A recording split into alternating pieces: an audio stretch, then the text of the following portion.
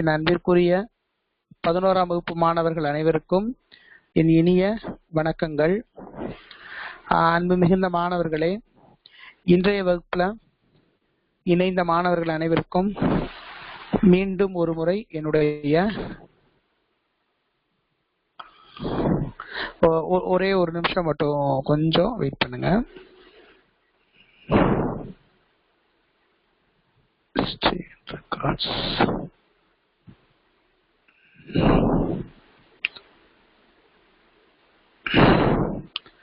கடந்த வகுப்புல நாம பார்த்தது இயல் 3ல இடம்பெற்றிருக்கக்கூடிய திருக்குறள்லாம் பார்த்தோம், அப்படிதானப்பா? இயல் 3ல இடம்பெற்றிருக்கக்கூடிய திருக்குறள்ல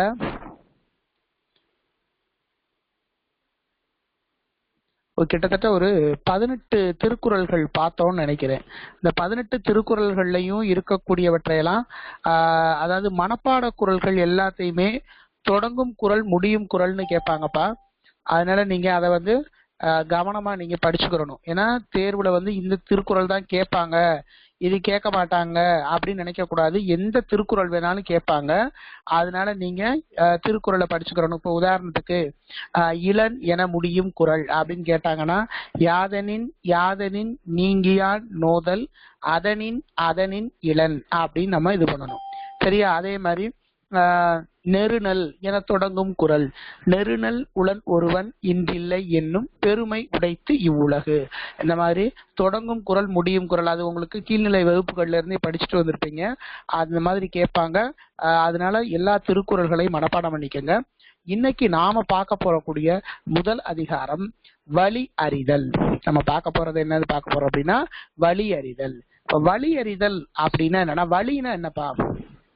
வலினா என்ன அப்படின்னா வலிமை. இப்ப நம்ம எந்த ஒரு செயலை செஞ்சாலும் நம்மளுடைய வலிமை என்ன அப்படின்றத தெரிஞ்சு செய்யணும். சரிங்களா? அப்படி இல்லாம நாம அப்படி வலிமையை தெரியாம செய்தோம் அப்படின்னா அந்த செயல் முழுமையுமா நமக்கு பதில் தராது. செய்யக்கூடிய வேலையுடைய வலிமையும் தெரியும். இப்ப ஒரு எல்லாத்துக்குமே வலிமை இருக்கு. இப்ப ஒரு மாட்டு வண்டியில இப்ப நம்ம ஒரு பைக்கெட்டு வச்சிருக்கோம்னு வைங்களேன். அந்த பைக்கெட்ல எவ்வளவு கொள்ளளவு உடைய புத்தகங்களை வைக்க முடியுமோ அவ்வளவு புத்தகங்களை தான் வைக்கணும். அளவுக்கு அதிகமாக, அதோடைய வலிமைக்கு அதிகமாக, எடைக்கு அதிகமாக புத்தகங்களை அது சம்பந்தம்னா என்ன ஆகும்? உள்ள நிறைய புத்தகங்களை வச்சுக்கிட்டே இருந்தோம்னா அந்த பைக்கெட் என்ன கிழிஞ்சு போயிடும், அல்லது அது பயன்படுத்த முடியாத சூழலுக்கு உருவாகும். சரிங்களா? இப்ப எல்லாருமே நம்மளுடைய வலிமை, இப்ப ஒரு சிறுவன் அப்படின்னா அந்த சிறுவனுக்கு எவ்வளவு செய்ய முடியுமோ, இப்ப பாட பகுதிகள்லாம் எப்படி வகுக்கப்பட்டிருக்கு, அவரவருடைய வயதிற்கும் அவருடைய நிலைக்கும் தகுதின்னு நம்ம என்ன செஞ்சிருக்கிறோம், பாடப்பகுதிகளே தர்றோம். சரிங்களா? அப்ப வழி என்றால் வலிமைன்னு அர்த்தம். வழி அறிதல். இந்த வழி அறிதல் அப்படின்றதே எப்படி பிரிக்கணும் அப்படின்னா வழி கூட்டல் அறிதல்னு பிரிக்கணும். வழி அப்படியே இருக்கு, அறிதல் அப்படியே இருக்கு. இடையில ஈ தோன்றுதா, அப்ப அது என்ன சொல்லுவீங்க? அது என்ன புணர்ச்சின்னு உங்களுக்கு தெரியுதா? உடம்படு மெய்ப்புணர்ச்சி. அதாவது லீ இல் கூட்டல் ஈ உயிரெழுத்து இருக்கா? ஆ என்பது அறிதல், ஆ என்பது வருமொழி முதல்லையும் உயிரெழுத்து இருக்கா? அப்ப நிலைமொழி இறுதியில உயிரெழுத்து வந்துச்சு, வருமொழி முதல்லையும் உயிரெழுத்து வந்துச்சு அப்படின்னா இடையில அவை உடன்படுத்த என்ன மெய் தோன்றும்? ஒரு உடம்படு மெய் தோன்றும். அப்ப வழி ஈ கூட்டல் அறிதல். அப்ப என்ன ஆகும் அப்படின்னா ஈ ஐவழு எவ்வும் உடம்படு மெய்ப்புணர்ச்சி ஏனை உயிர்வரின் வவ்வும். அப்ப என்ன ஆகும் அப்படின்னா ஈக்கும் ஈ வரும்போது நிலைமொழி இறுதியில இருக்கிறதுனால ஈ, அதாவது யா போட்டு மேல புள்ளி வைக்கிறோம்ல, அந்த மெய் தோன்றும். அப்புறம் உடல் மேல் உயிர் ஒன்றுவது இயல்பே என்ற விதிப்படி வழி ஈ கூட்டல் ஆவாக யாவாக மாறி வழியறிதல் என்று வரும். சரிங்களா? பாருங்க, வினை வழியும் தன் வழியும் மாற்றான் வழியும் துணை வழியும் தூக்கி செயல்னா. வினை வழியும் அப்படின்னா வினைனா செயல்பா. வினைனா என்ன அர்த்தம்? செயல். ஒருவன் தன்னிடம் இருக்க ஒரு செயலை செய்ய போறோம் அப்படின்னா அந்த செயல்ல இருக்கக்கூடிய வலிமை. சரிங்களா? செயல்ல இருக்கக்கூடிய வலிமை. இப்ப நம்ம சில நேரங்கள்ல பாத்தீங்க அப்படின்னா பாடங்களை சேர்த்து வச்சுக்கிட்டே வருவோம். ஒரே நாள்ல 25 பாடங்களை நம்மளால படிக்க முடியுமா? முடியாது. அப்ப ஒரு பாடத்தை ஒரு நாள்ல படிக்க முடியும். அப்ப வினை வலிமை என்பது நாம என்னென்னைக்கு செய்கிறோமோ அந்த வலிமை. வினை வலியும் தன் வலியும், தன் வலின்னு என்ன அர்த்தம்? தன்னுடைய வலிமை. அப்ப அந்த வினையை செய்வதற்கு செய்வதற்கு நம்முடைய வலிமை என்ன வேணும்? வினை வலியும் தன் வலியும் மாற்றான் வலியும். மாற்றான் என்றால் எதிரி. மாற்றான் என்றால் என்னது? எதிரி. மாற்றான் வழியும் துணை வழியும், நமக்கு துணையாக இருப்பவர்களுடைய. இது யாருக்கு தேவை அப்படின்னா, ஒரு அரசனுக்கு தேவை. ஒரு அரசன் ஒருத்தனை படையெடுத்து போறான் அப்படின்னா, அப்படி படையெடுத்து போகும்போது அந்த எதிரியுடைய வலிமையை அறிந்து என்ன செய்யணும்? படையெடுத்து போகணும். அதான் சொல்றாரு வள்ளுவர், வினை வலியும். வினை வலினா வலிமைன்னு அர்த்தம்ப்பா. ஒருவன் தன்னுடைய செயல் வலிமையும் அந்த செயலை செய்யக்கூடிய தன்னுடைய வலிமை. ஏன்னா எனக்கு எவ்வளவு வலிமை இருக்குன்னு எனக்கு தெரிஞ்சாதான் அந்த செயலை என்னால செய்ய முடியும். மாற்றான் வலினா எதிரியுடைய வலிமையும் அதை செய்து முடிப்பதற்கான என்னுடைய துணையாளருடைய வலிமையும். தூக்கி என்றால் ஆராய்ந்துன்னு அர்த்தம். தூக்கி என்றால் தூக்கு கூட்டல் ஈன் பிரிக்கணும். தூக்கு என்பது பகுதி, ஈ என்பது வினையற்ற விகுதி. அப்ப இவற்றையெல்லாம் ஆராய்ந்து ஒரு செயலை செய்ய வேண்டும். பாருங்க, செயலின் வலிமையையும் தன் வலிமையையும் பகைவனின் வலிமையையும் துணையாளர் வலிமையையும் சீர்தூக்கி செயல்படுக என்று வள்ளுவர் சொல்றாரு. அடுத்த குறள் பாருங்க, அமைந்தாங்கு ஒழுகான் அளவறியான் தன்னை வியந்தான் விரைந்து கெடும். அமைந்து ஆங்கு ஒழுகான். அமைந்து அப்படின்னா ஒருவன் சில இடங்கள்ல ஒத்து போயிடும். சில இடங்கள்ல இப்ப எல்லாரும் நான் போடா நான் கூட சேர மாட்டேன், உங்களோட சேர மாட்டேன்னு ஒருத்தி தனியாவே இருந்தேன்னு வைங்களேன், அவன் தனிமரமா போயிடுவான். அப்ப அமைந்தாங்கு ஒழுகான் அப்படின்னா ஒருவன் தன்னுடைய வலிமையை அறியாமல் தனக்கு எவ்வளவு வலிமை இருக்குது அப்படின்னு நினைச்சுக்கிட்டு, இப்போ ஒரு சிற்றரசனா இருந்தா ஒரு பேரரசன் போய் மோதும் போது அந்த பேரரசனை மோதுவதற்கு உண்டான தகுதிகளையும் திறமைகளையும் கொண்ட படை வீரர்களை தன்வசம் வச்சுக்கிறணும், அல்லது அவர்களோடு ஒத்து போகணும். இல்லைன்னா அந்த பேரரசன் முன்னாடி சிற்றரசன் என்ன போயிடுவான்? விழுந்து போயிடுவான். அதைத்தான் வள்ளுவர் சொல்றாரு பாருங்களேன், அமைந்து ஆங்கு ஒழுகான். ஒழுகான்னா பின்பற்றாதவன் அர்த்தம். ஒழுகான் என்பது எதிர்மறை வினையாளனையும் பெயர். அளவறியான். அளவு என்றால் தன்னுடைய வலிமை. அளவு என்றால் இந்த இடத்துல அளவை அறியான், இரண்டாம் வேற்றுமை தொகை. அளவை அறியான். அறியான் என்பது வினையாளன் பெயர் தான், எதிர்மறை வினையாளன் பெயர். அளவறியான் அப்படின்னா தன்னுடைய வலிமையை அறியாதவனாக இருக்கும் பட்சத்தில் என்ன அவன்? வியந்தான். அவன் என்ன செய்வானா? தன்னைத்தானே உயர்ந்து பேசிக்கிட்டு, தன்னைத்தா எனக்கு முன்னாடி யாரும் வர முடியாதுப்பா, நான் பாத்துக்கிடுவேன், எப்பேற்பட்டவனாலும் நான் பாத்துருவேன் அப்படின்னு வியந்தான் விரைந்து. விரைந்து என்றால் தன்னை வேகமாக அவன் தன்னைத்தானே மெச்சிக்கொண்டு அவன் தன்னைத்தானே போற்றிக்கொண்டு விரைவில் கெட்டெழிவான் என்று வள்ளுவர் சொல்றாரு பாருங்க. அமைந்தாங்கு ஒழுகான் அளவறியான் தன்னை வியந்தான் விரைந்து கெடும். அமைந்து ஆங்கு ஒழுகான் அளவறியான் தன்னை வியந்தான். வியந்தான்னா தன்னைத்தானே வியந்து கொண்டு, தன்னைத்தானே தன்னைத்தான் அந்த கர்வம்ன்றாங்கல்ல, தனக்குத்தானே தன்னைத்தானே மெச்சிக்கிறான்னு சொல்றாங்க, தன்னைத்தானே பீத்திக்கிறான்னு சொல்றோமே, அதுதான் விரைந்து அப்படின்னா வேகமாக அர்த்தம். கெடுவான்னா அழிவான். கெடும்னா அழியும் அர்த்தம். அதை பாருங்க, மற்றவருடன் ஒத்து போகாதவன், தன் வலிமை அறியாதவன், தன்னை பெரிதாக நினைப்பவன் விரைவாக கெடுவான். அப்ப இந்த மூன்றும் இருக்கக்கூடியவன் மற்றவரோடும், அதான் அமைந்தாங்கு ஒழுகான், தன்னுடைய வலிமையை அறியாதவன், அளவறியான், தன்னை வியந்தான் அப்படின்னா தன்னை பெரிதாக நினைப்பவன். இதுக்கு எல்லாத்துக்குமே மூல காரணம் என்னன்னா வலிமை என்னன்றத உணராததுதான். அது பாருங்க, பீலிபை சாகாடும் அச்சிரும் அப்பண்டம் சால மிகுத்து பெய்னார் வள்ளுவர். பீலி அப்படின்னா மகிழ் தோகைன்னு அர்த்தம்ப்பா. பீலினா தோகை, பெய் அப்படின்னா அளவுக்கு அதிகமாக, சாகாடு அப்படின்னா வண்டின்னு அர்த்தம். குறிச்சுக்கோங்க, சாகாடுனா வண்டி. ஒவ்வொரு வார்த்தைக்கு அர்த்தம் சொல்றேன். அச்சு இரும் அப்படின்னா அச்சு முறிந்து போகும்னு அர்த்தம். இப்ப ஒரு மாட்டு வண்டி இருக்குன்னு வைங்க, அந்த மாட்டு வண்டியில நிறைய வைக்கோலை ஏத்துறோம். வைக்கோலை ஏத்திக்கிட்டே இருக்கிறோம். ஒரு 5 டன் வைக்கோலை போய் அதுல ஏத்த முடியுமா? ஏத்துனா என்ன ஆகும்? அந்த மாடு அதை இழுக்க முடியாது. ரெண்டாவது வண்டி என்ன ஆயிரும்? முறிஞ்சு போயிடும், வண்டிய உடைஞ்சு போயிடும். அப்ப மயில் தோகை எவ்வளவு மெல்லிதானது, மயில் தொகை எவ்வளவு மென்மையானது, அத மெல்லிசாதானே இருக்கு அப்படின்னு சொல்லிட்டு அளவுக்கு அதிகமாக, என்னது அளவுக்கு அதிகமாக ஒரு வண்டியில் அந்த மயில் தொகையை ஏற்றினால் அது அளவுக்கு அதிகமாக போகும்போது அந்த வண்டியுடைய அச்சாணியானது முறிந்துவிடும், அச்சாணியானது உடைந்து போகும். அதைத்தான் வள்ளுவர் சொல்றாரு, பீலிபை சாகாடும் அச்சிரும் அப்பண்டம் சால மிகுத்து பெயின். சால என்பது உரிச்சல் தொடர், மிகுத்துனா அதிகமாக அர்த்தம், பெயின் அப்படின்னா ஏற்றினால்னு அர்த்தம். பீலிபை சாகாடும், பீலினா மயில் தொகைன்னு சொல்லிட்டோம். இப்ப இந்த குறள்ல இவர் சொல்லிடுறாரு.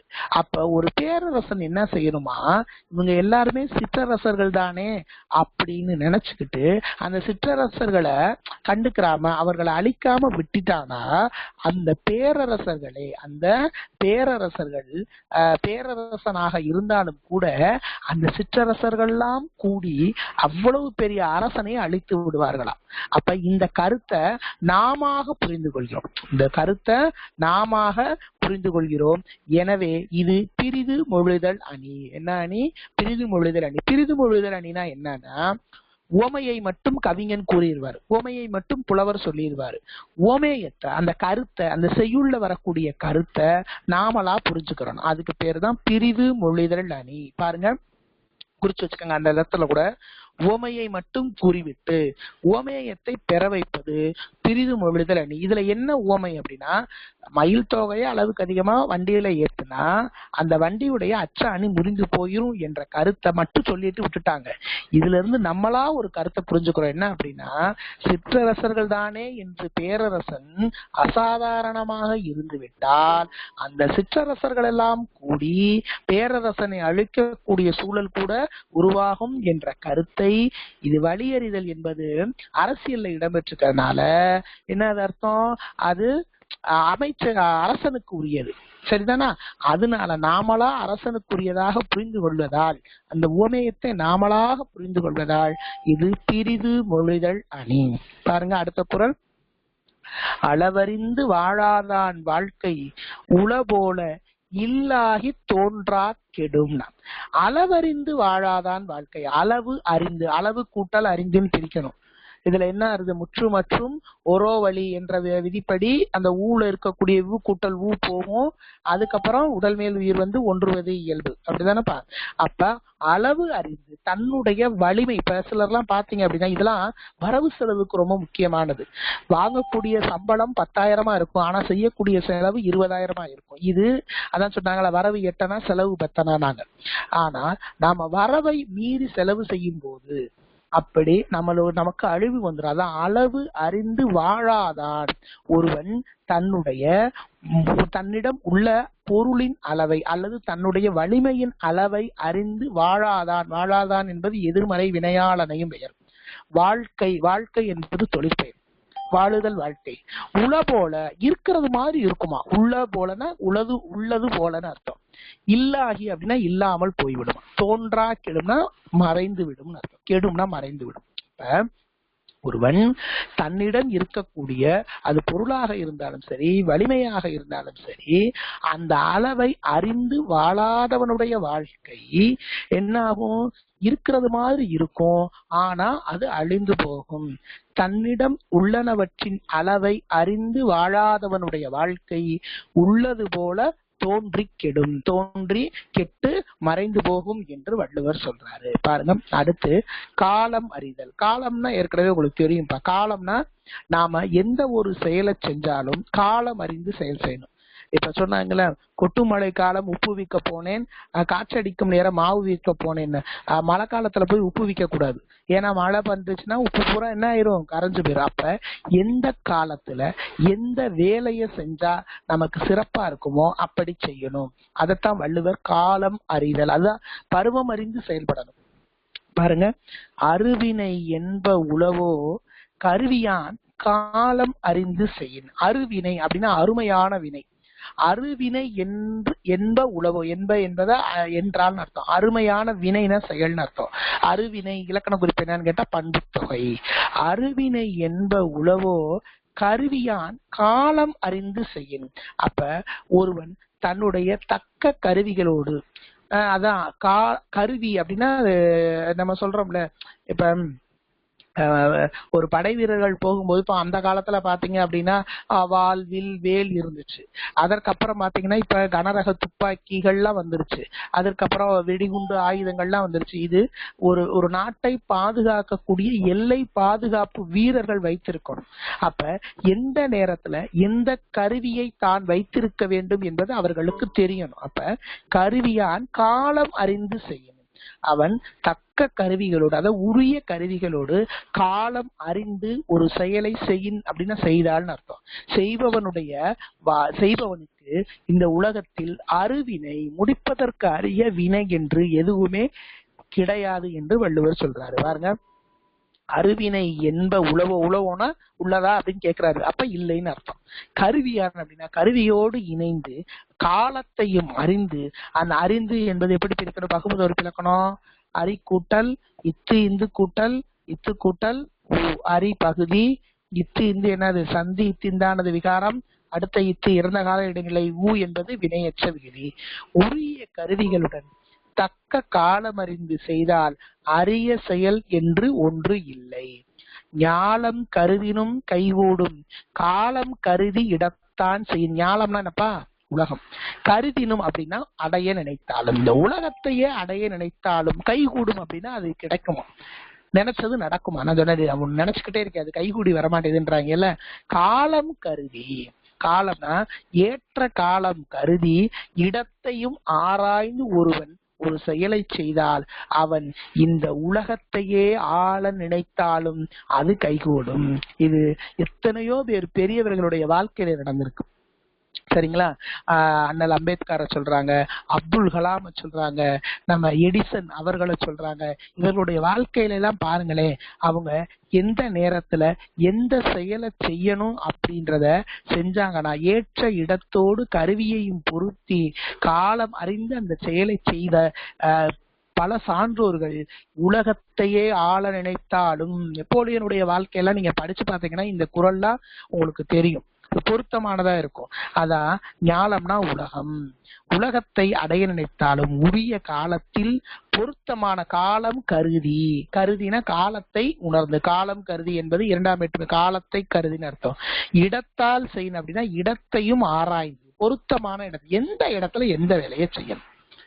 சரிங்களா? அப்ப உரிய காலத்தில் பொருத்தமான இடத்தில் ஒரு செயலை செய்தால் உலகத்தையே பெற கருதினாலும் அது கிடைத்துவிடும். காலம் கருதி இருப்பர் கலங்காது ஞாலம் கருதுபவர். காலம் கருதி இருப்பர், இந்த உலகத்தை அடைய நினைக்கிறவங்க தனக்கான காலம் வரும் வரை, காலம் கருதி ஏற்ற காலம் வரும் வரை இருப்பர் என்பது பகுவதொரு இலக்கணம். இரு கூட்டல் இப்பு கூட்டல் இப்பு கூட்டல் அர், இரு பகுதி. இப்பு சந்தி, முதல் இப்ப சந்தி, அடுத்த இப்ப என்னதுப்பா? எதிர்கால இடைநிலை.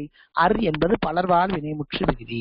கலங்காது, விளங்குதுங்களா? கலங்காமல் ஞாலம் கருதுபவர், இந்த உலகத்தை அடைய நினைப்பவர்கள், இந்த உலகத்தை ஆள நினைப்பவர்கள். இப்ப 5 ஆண்டுகள் தேர்தல் வரும் வரை அரசியல்வாதி காலத்தை கருதி அமைதியா இருக்கிறாங்கல்ல. எதிர்கட்சியாக இருந்தாலும் சரி, ஆளுங்கட்சியாக இருந்தாலும் சரி, அந்த 5 ஆண்டு தேர்தல் முடிவை எதிர்பார்த்து காத்திருக்கிறாங்கல்ல. அப்ப உழவன் தன்னுடைய பயிரை விதைத்து விட்டு அறுவடைக்காக காத்திருக்கிறான்ல. அறுவடை ஆகுறதுக்கு முன்னாடியே, பயிர் விளையறதுக்கு முன்னாடியே அறுவடை செஞ்சுட்டா அவனுக்கு நஷ்டம் தானே கிடைக்கும், இழப்பு தானே கிடைக்கும். அதுதான் சொல்றாங்க, காலம் கருதி இருப்பர், ஏற்ற காலம் கிடைக்கும் வரை கலங்காமல், மன வருத்தம் கொள்ளாமல், என்ன தோல்வி அடைஞ்சாலும் பரவாயில்ல, தன்னுடைய மனதை தளர விடாமல் இந்த உலகத்தை கருத நினைப்பவர்கள் அமைதியாக காத்திருப்பர். பாருங்க, உலகத்தை வெல்ல கருதுபவர் உரிய கலங்காமல் உரிய காலத்திற்காக காத்திருப்பர். அடுத்த பாருங்க, எய்தற்கு அரியது இயைந்தக்கால் அந்நிலையே செய்தற்கு அரிய சிதை. எய்தற்கு அப்படின்னா அடைவதற்குன்னு அர்த்தம். அரியது அப்படின்னா கடினமானதுன்னு அர்த்தம். இயைந்த கால்னா பொருத்தத்தோடு, இயைந்த கால்னா அதோட சேர்த்துன்னு அர்த்தம். அந்நிலையே அப்படின்னா அந்த நிலையே, செய்தற்கு அரிய செயல். அப்ப ஒரு நல்ல காலம் கிடைச்சிருச்சுன்னா செய்ய முடியாத காலத்தை கூட, சரிங்களா, செய்ய முடியாத காலத்தை கூட, அரிய செயலை கூட நாம் செய்து முடித்து விடணும். அப்ப நமக்கு ஒரு காலம் கிடைச்சிருச்சு அப்படின்னா விளங்குதுங்களா, செய்வதற்கு அரிய. இப்ப அரையாண்டு தேர்வுனா அது எப்ப அப்படின்றத நம்ம காத்திருக்கணும். சரிங்களா, ஒரு ஏடு கொடுக்க சொல்றாங்க அப்படின்னா அதுக்கு அந்த காலம் கிடைக்கும் போது அதை பயன்படுத்திக்கிறணும். இப்ப நம்ம இணைய வழி வகுப்பு பாக்குறோம் அப்படின்னா இந்த இணைய வழி வகுப்புல இருக்கக்கூடியது எல்லாத்தையும் உரிய நேரத்திலே படிச்சிடணும் இல்லைங்கதா. அப்ப எவ்வளவு அரிதாக இருக்கக்கூடிய செயலையும் கூட நாம் என்னது அந்த காலம் கிடைத்தால், இயைந்த காலம் அப்படின்னா இயைபுடன் பொருத்தத்தோடு காலம் கிடைத்தால் அதை நாம் செய்து முடிக்க வேண்டும் என்று வள்ளுவர் நம்மை செயலாற்ற தூண்டுகிறார். பாருங்க, கிடைப்பதற்கு அரிய காலம் வாய்த்தால் அப்போதே முடிப்பதற்கு அரிய செயலை செய்து முடித்து விடுக என்று வள்ளுவர் சொல்றாரு. பாத்தீங்களா, இதுல செய்யின் என முடியும் குறள்னு ஒரு மனப்பாட குறள் இருக்கு, பாத்துக்கங்க. ஞாலம் கருதினும் கைகூடும் காலம் கருதின் இடத்தார் செய்யின் அப்படின்னு சொல்றாங்க. இந்த மாதிரி இன்னைக்கு இந்த 8 திருக்குறள்களையும் இன்றைய வகுப்புல பார்த்திருக்கிறோம். இந்த அருவினை என்று புணர்ச்சி விதி தருக, அதெல்லாம் பாத்துக்கங்க. அருமை கூட்டல் வினை, ஈறுபோதல் விதிப்படி மை விகுதி கெட்டு என்ன ஆகும், அரு வினை என்று புணரும். அடுத்து நல்ல செயல்களை விரைந்து செய்ய சொல்வதன் மூலம் நிலையாமை பற்றி, இது நிலையாமையில நம்ம படிச்சது. சீர்தூக்கி ஆராய வேண்டிய ஆற்றல்கள், இது கேட்பாங்கப்பா. வினை வழியும் தன் வழியும் மாற்றான் வழியும் துணை வழியும் தூக்கி செயல், தூக்கினா சீர்தூக்கி, அதுதான் ஆராய்ந்து அப்படின்னு அர்த்தம். அதுல வினை வழினா செயல் வலிமை. இந்த கேள்வியெல்லாம் நீங்க திருக்குறளை பொறுத்தளவு உரை நிறைய பாருங்க, சரிங்களா. புரிஞ்சுக்கிட்டு நீங்களா உங்களுடைய அந்த உரைக்கு தகுந்த மாதிரி, அந்த விளக்கத்துக்கு தகுந்த மாதிரி சான்றுகளை நீங்க சொல்லலாம். அடுத்து பாருங்க, இதுல திருக்குறள்ல இந்த சொற்பொருள் பின்வரும் நிலையணி, அதுல ஒரு குறள் இருக்கு பாருங்களேன். வினை வழியும் தன் வழியும் மாற்றான் வழியும் துணை வழியும் தூக்கி செயல். வினை வழி, வழினா வலிமைன்னு அர்த்தம்ப்பா. அப்ப இந்த வழி என்ற ஒரு சொல் மீண்டும் மீண்டும் வந்து ஒரே பொருளை தருது. அதனால இது என்ன அணினா சொற்பொருள் புன்வரு நிலையணி. சொல் பின்வரு நிலையணி ஒண்ணு பார்த்தோம். பற்றுக பற்றற்றான் பற்றினை அப்பற்றை பற்றுக பற்று விடற்கு பற்று விடற்கு அப்படின்னு ஒரு குறள் பார்த்தோம். அது சொல் பின்வரு நிலையணி. இது பாத்தீங்க அப்படின்னா சொற்பொருள் பின்வரு நிலையணி. இந்த மாதிரி அணியில 4 மதிப்பெண்ல கேட்பாங்க. நீங்க கொஞ்சம் கவனமா படிச்சு வச்சுக்கோங்க, சரிங்களா. அப்ப இன்றைய வகுப்புல நாம இந்த திருக்குறள்ல இருக்கக்கூடிய பகுதியை நிறைவு செஞ்சோம். இந்த பகுதியோடு இயல் 3 முழுமையும், அதாவது இயல் 3 முடிந்ததுக்கு அப்புறம் வந்திருக்கக்கூடிய அந்த பகுதியும் பாடப்பகுதியும் முடிஞ்சிருச்சு. அடுத்து நாம புது இயலோடு அடுத்த வகுப்புல நாம சந்திக்க போறோம், சரிதானாப்பா? சரிங்களா. இன்னைக்கு வகுப்புல இணைந்த அனைத்து மாணவர்களுக்கும் என்னுடைய மனமார்ந்த